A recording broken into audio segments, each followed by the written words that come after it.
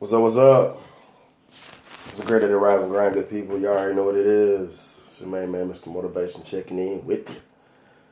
Alright, I got this real quick topic, y'all, that I want to get off my chest. It's a lot of stuff that I've been wanting to talk about and a lot of topics that I've been wanting to cover, but I just haven't had the strength, what the people call it, the moxie to get it off my chest and talk about it. But 2017 is going to be the year of no excuses, hence the shirt. The year of me accomplishing and doing a lot of things that I said I wasn't going to do, well, no, let me rephrase that because that's stupid. Doing all the things that I wanted to do, but somehow along the way, I lost focus, I procrastinated, I just didn't do it. You know, maybe I got scared, you know what I'm saying? And this topic, I've jumped around about doing it and whatever, and I was just like, man, you know what? Forget it. Go ahead and do it because I believe somebody else needs this information, especially right now because the fitness industry is pretty interesting. So I came up with this topic: why I failed as a personal trainer, and I know some of my people that I'm cool with that probably follow me or whatever. They probably think like, oh, there's no way you're unsuccessful in what you're doing. I've seen the things you're doing, you grow. And to tell you the truth, man, it's not as the road is not as easy as you will believe it to be. Fitness is tough, man. Fitness is a very tough industry.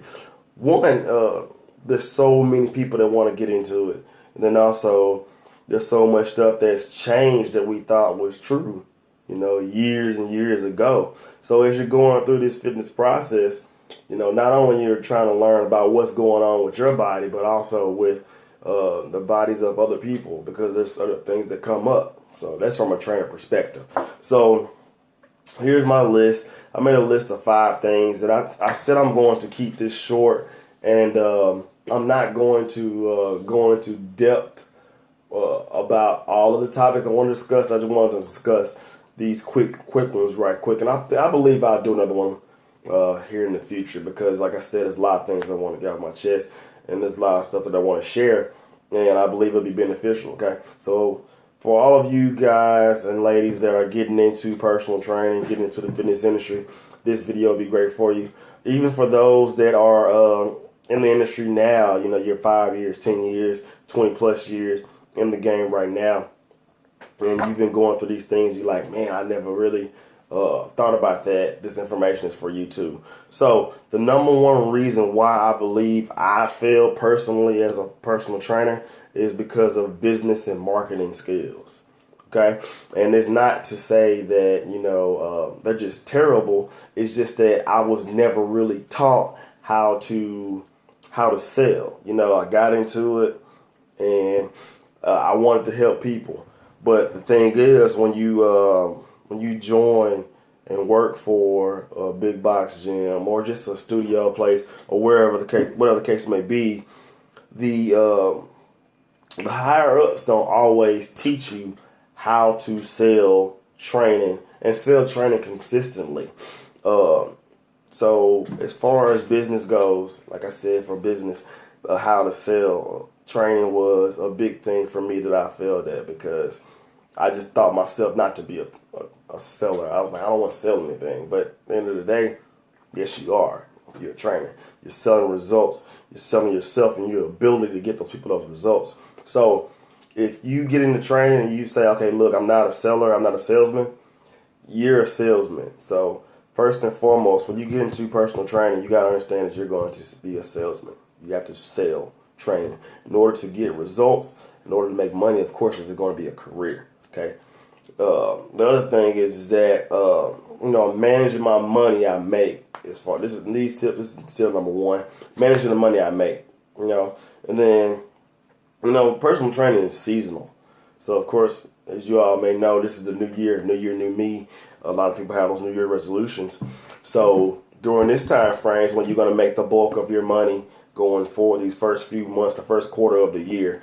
Because people are getting ready for spring break, they get ready for summer vacations, all kinds of stuff like that. They're just motivated to try to get some results. So if you don't manage your money during those high times, when it gets slow, you're going to have some complications with paying your bills, paying your your individual contract fee if you are renting space from someone. So make sure you learn how to manage your money. And that's one of the things that I failed to do.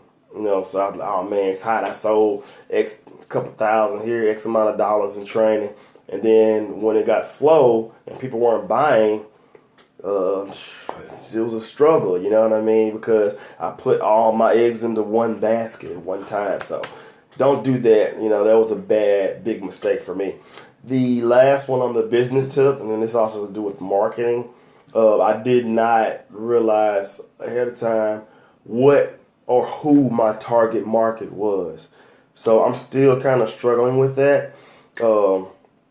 I have an idea. I believe wholeheartedly now that my big thing now is transformations, which is what I mostly sell, is trying to help people with transforming not only their body but also their mind and their habits as it pertains to health and fitness.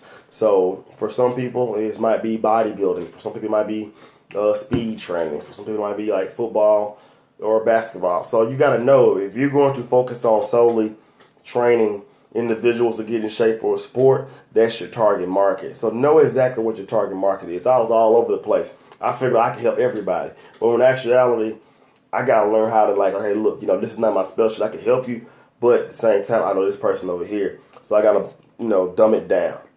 Number two, and this is a big one. It really should be number one, but for me, I try to keep things more personable on what's affected me the most.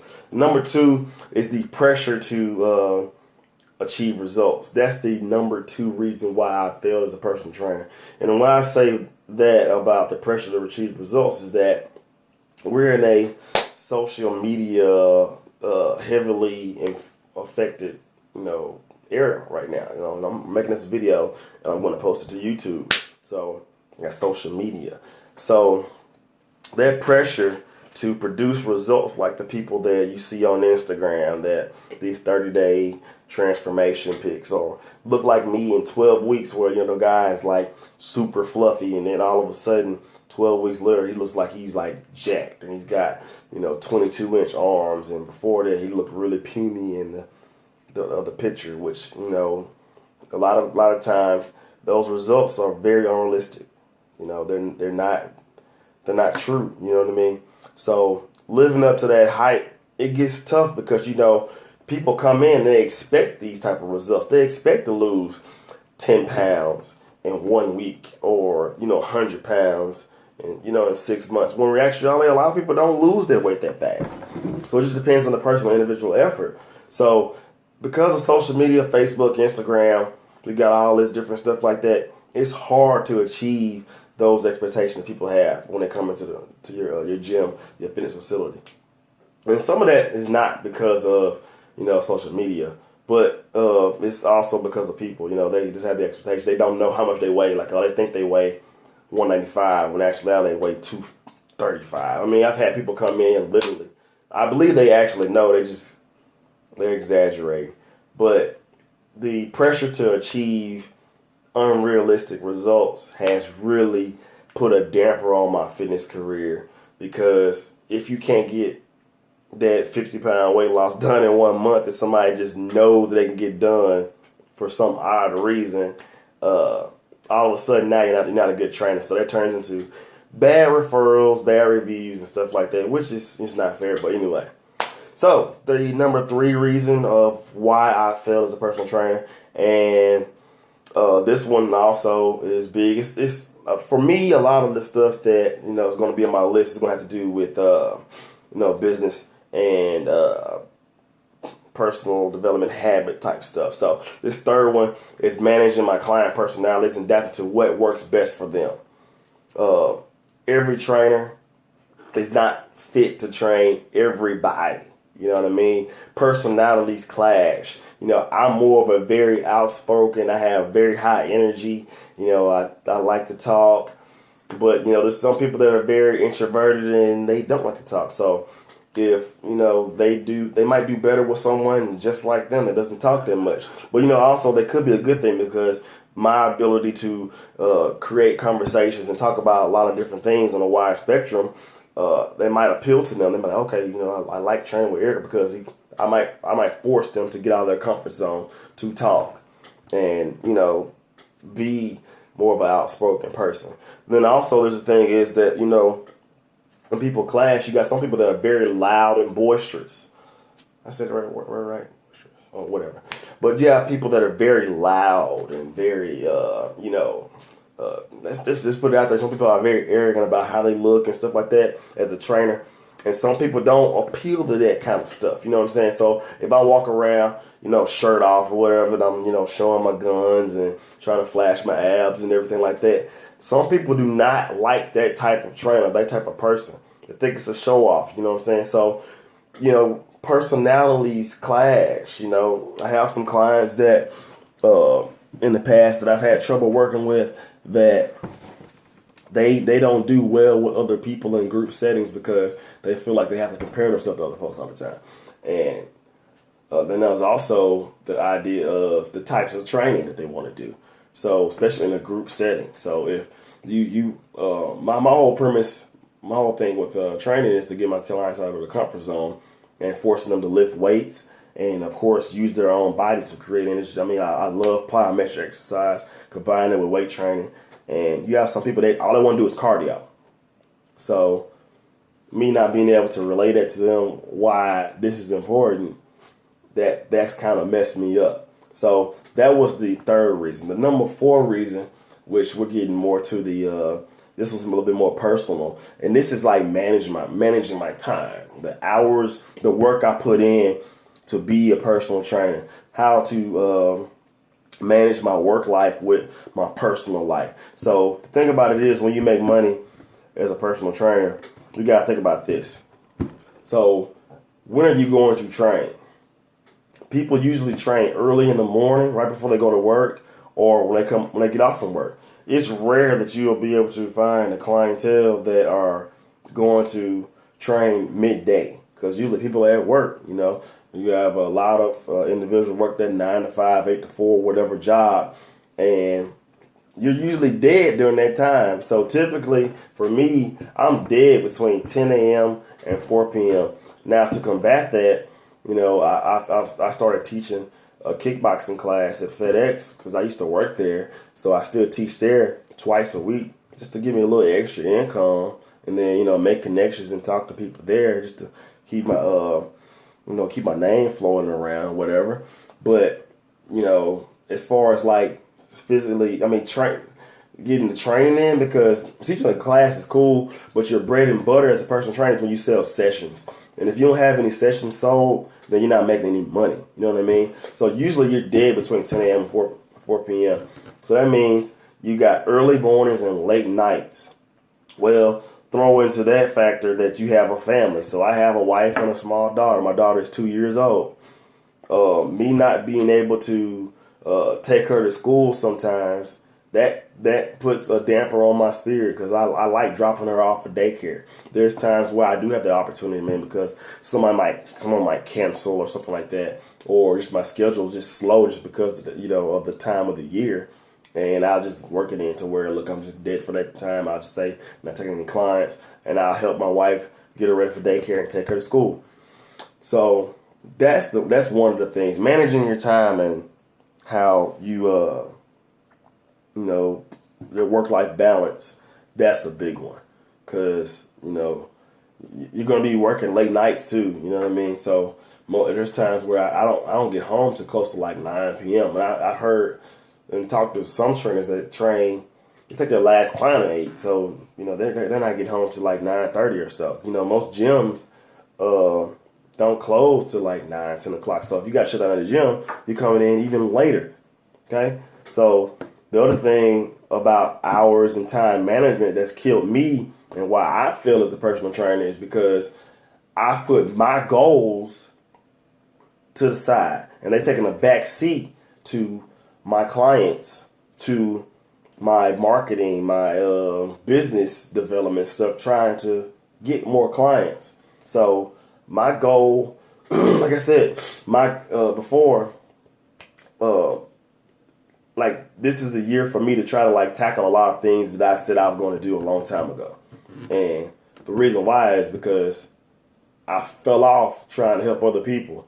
Like money not coming in, I'm not super excited about training sometimes because I got to sell some sessions. I mean, if I don't sell any sessions, how am I going to pay my rent for my business? You know what I mean? In order for me to train clients, I got to have this building that I've waited and rented. You know what I mean? So if I'm not training any clients, I can't pay the rent to train clients. So my business thrives off of me getting people. I know more people and more money, the success and stuff that comes with it. But, you know, what happened is that I started just trying to looking at clients as dollar signs, you know, as opposed to looking at them as actual human beings and people that I want to help. Got a little cough, excuse me. So, get a little water. Hold up. That's a little better. Okay, so I started looking at clients like dollar signs. And that's not good in a customer service industry like training because people come to you because they want results. They like your personality. They like your business. You know what I mean? They come to you because of you. And if you're just looking at them like, oh, okay, this is the rent for next month, you know what I mean? Then you're not going to do well in business. So that was that one. Number 5, and I think this one is, a lot of people will agree on me on this one, is that the number 5 reason of this segment of why I failed as a personal trainer is because of the market. And the market is saturated. And it's saturated with a lot of non-professionals. People that they look good, they know what a good body looks like or whatever, because maybe they have one, they've been in the gym long enough, you know, to develop one. They probably were former athletes, blah blah blah, stuff like that. But the whole concept of being a personal trainer, like really sitting down with people and developing them, their mind, their body, and their spirit about fitness, health, and wellness, that's not their thing. You know what I mean? It's more of a hobby for them. People love to confuse hobbies with passion. So if you're a personal trainer, this is your passion. You know what I mean? You love to do it. You love to help people. You love to see the twinkle in someone's eyes when they step on the scale and they finally lost their weight, or when they lifted a weight that was super heavy at one point. Now they're just cranking it out with ease. So the personal training market is super saturated with people that are generally good people. They want to help people, but they don't really know anything about the industry and what you're supposed to do to help people to build a sustainable business. So what happens is a lot of people, they don't know what a good trainer looks like because they've gotten into the habit of just getting whoever just walks into the gym that looks good. And it's like, okay, look, yeah, I'll sell you some sessions for $10, $15 or something like that. But that's not what is going to, get them there, because they're doing what they know how to do, but will that actually work for that client? Everything doesn't work for everybody. So that's what I said. It's saturated with a bunch of non-professionals. Hey, the family's home. Hey, baby, how you doing? You doing good? Come on. Let me finish my video. Okay, so like I was saying, the fitness industry right now is saturated with a bunch of non-professionals, people that don't know the specifics of training, like all of the details, like as far as like nutrition, rep counts. Whoa, was it a burp? Rep counts. Bless your heart. Yep. They don't know much about rep counts. And then, of course, you think about this also is that injuries. I have a lot of people that come to, say excuse me. Excuse me. A lot of people that come to some of my training sessions and they show me like a squat or they show me a push-up and they say they learned it from this specific trainer. When I'm like, that is not how you do that. So you can actually cause people injury trying to train them when you don't even know what the hell you're doing. So I try not to keep it to rant, so I feel like I'm about to go on a rant. So let's just end this video with this. 5 reasons why I fail as a personal trainer. Number 1, my business and marketing skills. Number 2, social media and the pressure to combat and deal with all of, the expectations to get these results really, really fast, when in actuality it takes time, effort, consistency, and dedication. Number 3, managing different client personalities. Everybody that you train, you're not going to click with. Some people, you got to just say, hey, look, I know somebody else that you could probably use. I mean, just it is what it is. Number 4, hours and time management. In order to make money in training, you got to either work early or super late, or a combination of both. And sometimes your goals, your dreams, your ambitions will get put on the line. But at the end of the day, if you're helping people, your dreams, goals, and ambitions will come to fruition. And number 5, saturated market. There's too many people out here trying to give training advice, and they're not a trainer. Unless you got a cert or a degree, stop saying you're a personal trainer. Okay? If you have a degree, bachelor's of science, exercise science, biomechanics and stuff like that, if you got a certified personal trainer certification, you are a trainer. But if you just like to go to the gym, you are not a trainer. Okay? I'm about to go on a rant. Okay. But anyway, comment, like, subscribe. I'm going to be sharing more information with you guys on the regular, like I said. Stay tuned for part 2 of this one. We're going to get real personal next time, and then I'll be able to go and get that rant out. You know what I mean? I've been trying to go with it. But anyway, that's the wife right there. So, till next time, I'm out. Comment, like, subscribe. Rise and grind.